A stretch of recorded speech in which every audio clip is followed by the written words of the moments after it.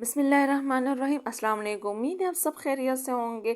आज मैं आपके सहारे मसाले के साथ तला हुआ गोश्त की रेसिपी शेयर करूँ। इसको बनाने में आपको ज़्यादा टाइम नहीं लगता, बहुत ही झटपट सी ये रेसिपी है। ये बहुत सिंपल से इंग्रेडिएंट्स से तैयार करेंगे जो कि घर में मौजूद होती हैं, तो ज़रूर इस ईद पे से ट्राई करें। तो चलिए इसे बनाना शुरू करते हैं। बिस्मिल्लाहिर्रहमानिर्रहीम। यहाँ पे प्रेशर कुकर में मैंने 500 ग्राम बीफ लिए है। उसके साथ ही नमक 1 टेबल स्पून, लहसुन अदरक का पेस्ट 1 टेबल स्पून, हल्दी 1 टीस्पून, प्याज 1 अदद, पानी 1 गिलास भर के डाल लेते हैं। अच्छी तरह इसको मिक्स कर लेते हैं और 15 से 20 मिनट के लिए मीडियम हाई फ्लेम पे इसको रख देते हैं। तो बस तब तक के लिए इसके हरा मसाला पीस लेते हैं। हरे मसाले में मैंने जो है मुट्ठी भर हरा धनिया लिए, चंद पत्ते मैंने पुदीने के लिए, 4 से 5 हरी मिर्चें ले लेते हैं और साथ में मैंने 4 से 5 टेबल स्पून जो है दही लिए, बिल्कुल बारीक इसको पीस लेते हैं। अब इसको साइड पे रख देते हैं। 20 मिनट के बाद आप देख सकते हैं कि हमारी बोटी अच्छी खासी जो है गल चुकी है, लेकिन इसमें थोड़ा सा स्टॉक है, तो फ्लेम हाई कर देते हैं और इसको अच्छी तरह हम सुखा देते हैं। तो आप देख सकते हैं हमारी बोटियाँ बिल्कुल जो है सूख चुकी है। अब कढ़ाई में जो है 1/3 कप ऑयल डाल लेते हैं और इसमें ये बोटियाँ शामिल कर देते हैं। 1 मिनट के लिए अच्छी तरह इसको भून लेते हैं ताकि ये ऑयल जो है अलग हो जाए। आपने इसमें हड्डियाँ बिल्कुल शामिल नहीं करनी, सिर्फ बोटियाँ ही लेनी है। बस अच्छी तरह इसको भून लेते हैं। आप अपने हिसाब से इसकी बोटियाँ काट सकते हैं और टाइम जितना मैंने बताया आप अपने हिसाब से जितना अपने गोश्त को टाइम देते हो उतना ही आप टाइम दे दें। अब यहाँ पे आप देख सकते हैं ऑयल जो है बोटियों से अलग होना शुरू हो चुका है। बस इसी स्टेज पे लहसुन के 10 से 12 जवे लेंगे और उसको बिल्कुल बारीक काट के डालेंगे। उसको हमने पीसना नहीं है।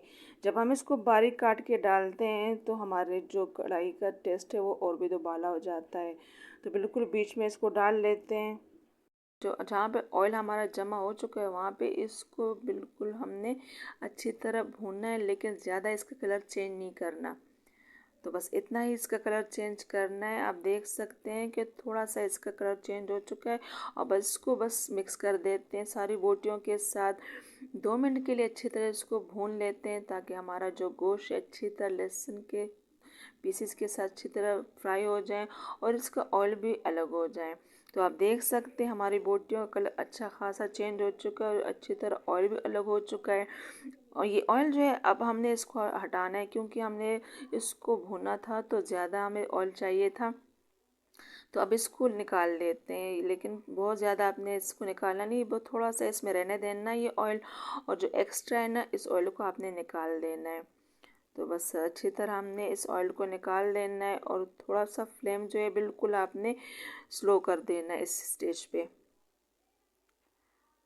बस हमने इस ऑयल को निकाल देना है और अच्छी तरह इसको भून भी लिए। तो बस हरे मसाले को शामिल कर देते हैं और 1 से 2 मिनट के लिए हमने मीडियम हाई फ्लेम पे इसको भूनते रहना है, लेकिन साइडों से आपने ध्यान रखना है कि ये जल ना जाए। हमारा ये जो मसाला इसमें हमने डाला है हरा वाला, ये जल ना जाए, लेकिन अच्छी तरह आपने मिक्स करते हुए इसको जो है फ्राई करना है, क्योंकि हरे मसाला जो कच्चा होता है इसका अलग टेस्ट होता है। जब ये भुन जाए तो इसका जो टेस्ट है ना वो अलग ही हो जाता है।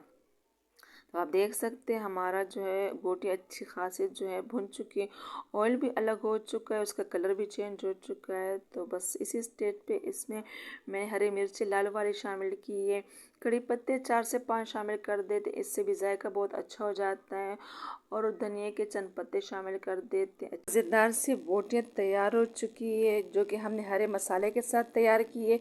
कोई पहचान ही नहीं पाएगा कि तला हुआ गोश्त आपने घर पे बनाया है। तो चलिए इसे सर्व कर लेते हैं। मैंने इसको चपाती के साथ सर्व किया। आप जैसे खाना पसंद करें इसको सर्व कर सकते हैं। अब इसको मैं तोड़ के भी दिखाना चाहूँगी कि इतनी जूसी हमारी बोटियाँ तैयार हुई, बिल्कुल नरम मक्खन की तरह सॉफ्ट बनी है। तो ज़रूर ट्राई करें, अपना फीडबैक मेरे साथ ज़रूर शेयर करें। तो उम्मीद है कि आज की वीडियो आपको अच्छी लगी हो। अगर अच्छी लगी हो तो वीडियो को लाइक और शेयर करना ना भूलें। चैनल पर नए हैं तो चैनल को सब्सक्राइब करने में कंजूसी बिल्कुल ना करें। इंशाल्लाह नई वीडियो के साथ फिर हाजिर होंगे। तब तक के लिए अल्लाह हाफिज़।